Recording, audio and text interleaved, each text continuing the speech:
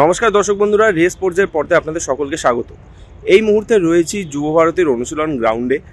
আজকে কিন্তু ইস্টবেঙ্গল দল একদিনের ছুটি কাটিয়ে আবারও অনুশীলনে নেমে পড়লো। আপনারা জানেন যে আগামী শনিবার ঘরের মাঠেই জামশেদপুর এফসির বিরুদ্ধে তাদের ম্যাচ, এবং সেই ম্যাচের আগে আজকে একদিনের ছুটি কাটিয়ে অনুশীলনে কিন্তু নেমে পড়লো ইস্টবেঙ্গল দল। এছাড়াও আজকে অনুশীলনে যে জিনিসটা দেখা গেল, আপনারা জানেন যে বেশ কিছু চোট আঘাতের সমস্যা রয়েছে ইস্টবেঙ্গল দলে, যেখানে মাদি তালালের মতন ফুটবলার চোটের জন্য মরশুম থেকে ছিটকে গিয়েছেন। এছাড়াও সাউল ক্রেসপোর তার যে ইনজুরিটা রয়েছে তাকেও বেশ দীর্ঘদিনই কিন্তু ইস্টবেঙ্গল পাবে না, এবং সেই নিয়েই আজকে কিন্তু অনুশীলনে উপস্থিত হয়েছিলেন ইস্টবেঙ্গল ক্লাবের শীর্ষকর্তা দেবব্রত সরকার। এছাড়াও ছিলেন ইমামি কর্তা বিভাস আগারওয়াল, এবং তাদের দুজনকেই দেখা গেছিল যে আজকে অনুশীলনের শেষে ইস্টবেঙ্গল কোচ অস্কার বুজনের সঙ্গে কিন্তু ড্রেসিং রুমে প্রায় 20 থেকে 25 মিনিট দীর্ঘক্ষণ তারা কিন্তু তার সাথে মিটিং সারেন।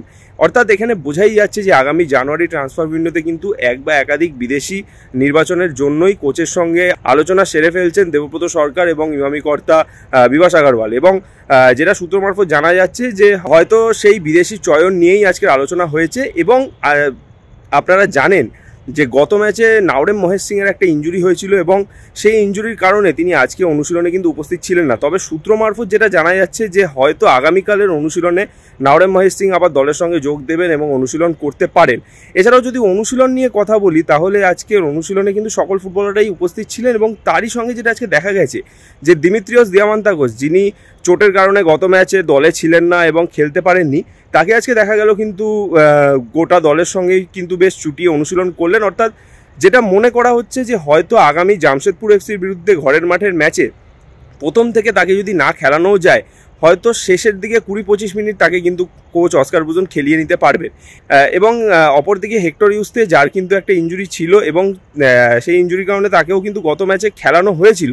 তবে আজকে তাকে দেখা গেল যে প্রথমের দিকে তিনি দলের সঙ্গে কিছুক্ষণ অনুশীলন করলেন, তবে তারপরে তাকে দেখা গেল যে তিনি সাইড লাইনে নিজের রিকভারি সারলেন। অর্থাৎ বোঝাই যাচ্ছে যে তার যে ইনজুরিটা রয়েছে সেটা নিয়ে কিন্তু কোচ অস্কার বুজন বাড়তি ঝুঁকি নিতে চাইছেন না, সেই কারণেই তাকে আজকে কিন্তু মূল দলের সঙ্গে অনুশীলন করাননি। তবে তিনি সাইড লাইনে নিজের রিহ্যাব সারছেন এবং নিজেকে আরও দ্রুত সুস্থ করে নিজেকে আরও ম্যাচ ফিট করে নেওয়ার চেষ্টাই তার রয়েছে, সেটা তাকে দেখে বোঝাই গেছে। চলুন দেখে নেওয়া যাক আজকে অনুশীলনে ফুটবলাররা এসে কী কী করলেন তার মুহূর্ত।